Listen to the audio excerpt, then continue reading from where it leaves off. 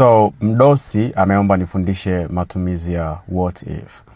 Amenikumbusha zamani wakati nipo shule, ukiacha what if, vitu vingine ambavyo vilikuwa vinanisumbua ni only if na if only. Sikuwa najua wapi unaweka only if, wapi unaweka if only.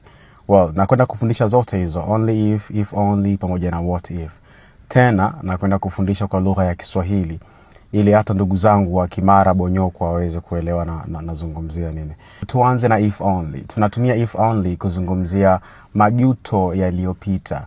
Yani unajuta kwa kitu ambacho ulikifanya kwenye wakati uliopita, au kwa kitu ambacho kilitokea kwenye wakati uliopita, unatumia if only. Kwa mfano, unaweza kusema if only I had learned English, I would have got that opportunity.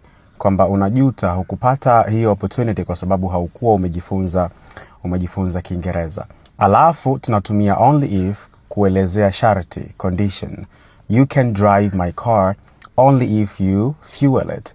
Unaweza kuendesha gari yangu kwa sharti la kwamba uijaze mafuta hiyo gari. Then maana na matumizi ya what if, tunatumia what if kuzungumzia matokeo, kuulizia matokeo yake yatakuwaje.